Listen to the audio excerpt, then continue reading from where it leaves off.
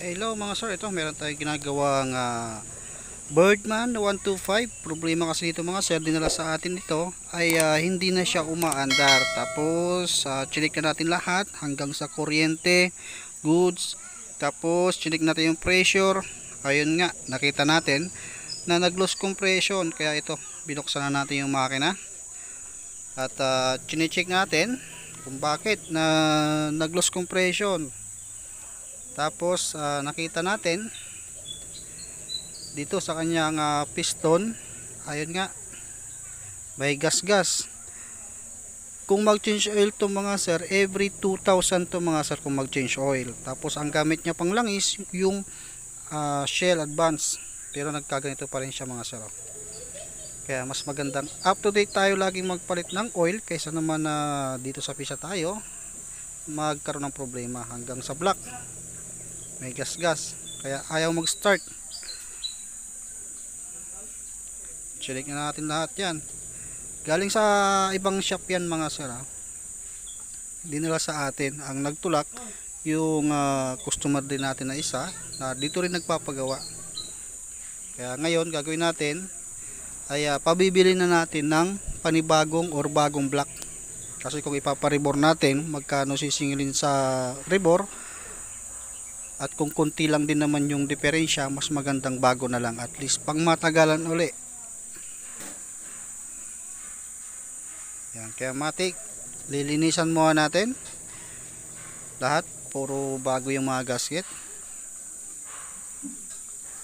Kaya dapat up to date kayo magpalit mga sir. Diba rin maaksaya tayo sa langis, wag lang tayo maaksaya sa pisa. Tulad nito mga sir, kung nasa probinsya po tayo, mahihirapan po tayong maghanap ng pisa nito.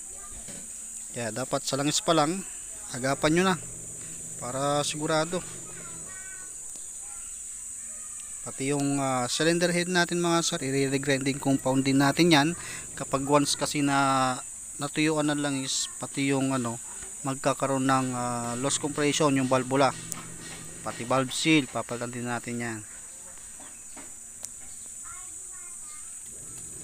Yan yung kanyang chassis.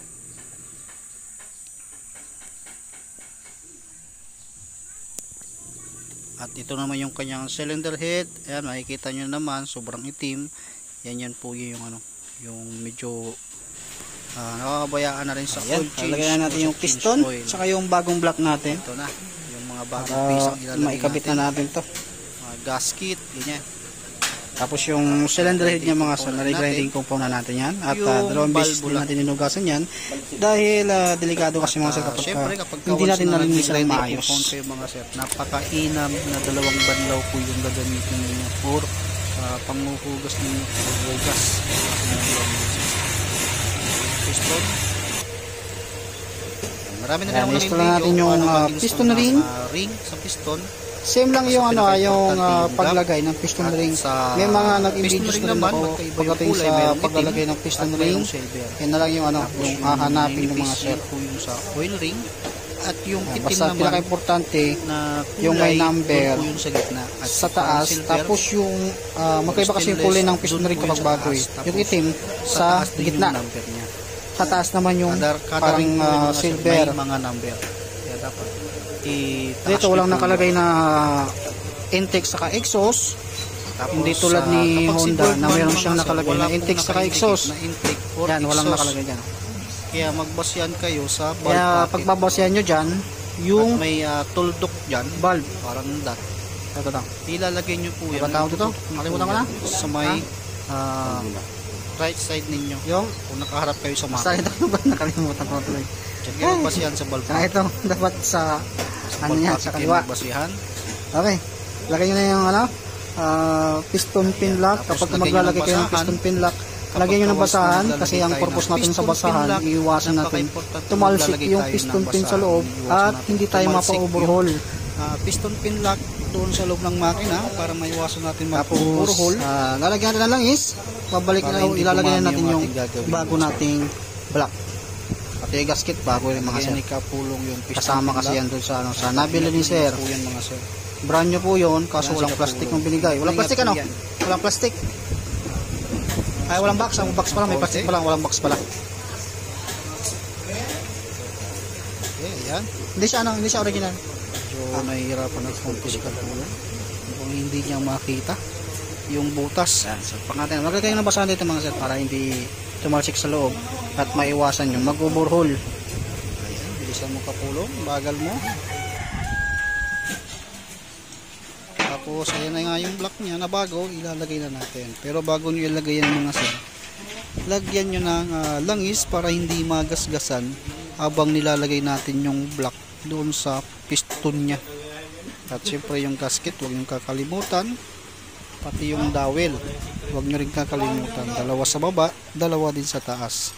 Kung paano nyo tinanggal, dapat ganun yung ibalik. Purpose ng dowel kasi mga sir ay hindi dapat madipo o hindi magasgasan kaagad. Tapos yung dowel mga sir, huwag nyo makalimutan nilagay. Taas baba po yan, tig dalawa. Natin. Purpose niyan, yung block natin ay hindi siya gagalaw para hindi ma-deform kapag nilalagay natin yung cylinder head. Para maiwasan natin magasgasan chin kaagad guide sa baba kahit kasi bago, sa chin guide sa usok taas yung motor yan, mauhuli natin. po Kaya yun. napaka-importante yung Sasabay dawit po na yan yan mamaya ngayon yung kapag trabaho nilagay niyan. natin yung cylinder head.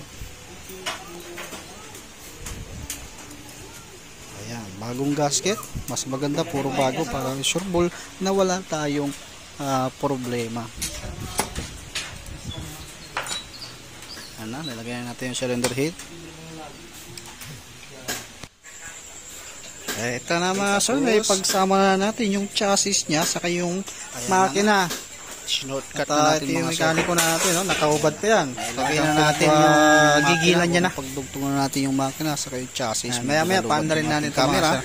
Kinakabit na natin yung tambucho. Lahat ng mga ano natin, ibabalik na natin. Same pa rin yan mga sir, yung mga sensor dito. Symbol.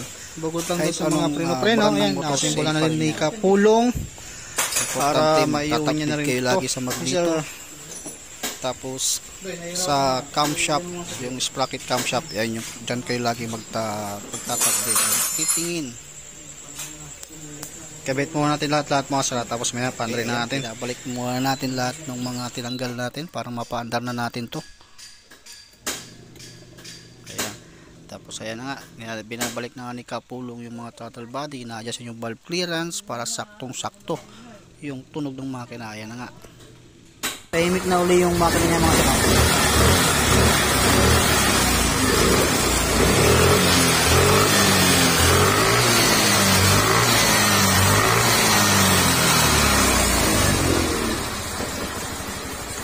Kaya alagaan niyo yung motor niyo sa langis mga sara. Para hindi na kayo umulit doon sa pagkasira ng block kasi ang laking epekto po yan. Mawawalan kayo ng service, kalalo kung iisa lang yung unit ninyo, mawawalan kayo ng service. Kung may ginagamit nyo pa yung motor nyo panghanap buhay, kung di kaya pampasok, medyo maalanganin. Magpalit din tayo ng stator dyan kasi mahina yung kanyang kuryente. Putol-putol pa. Kaya isa rin yan sa pinabili natin. Tapos yung block.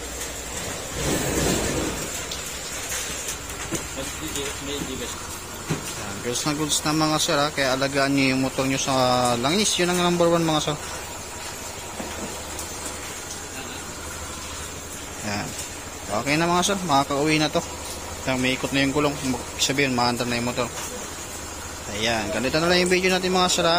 Ingatan nyo na lang yung motor nyo sa langis. Huwag yung pababayaan para hindi tayo magkaroon ng problema sa kalsada.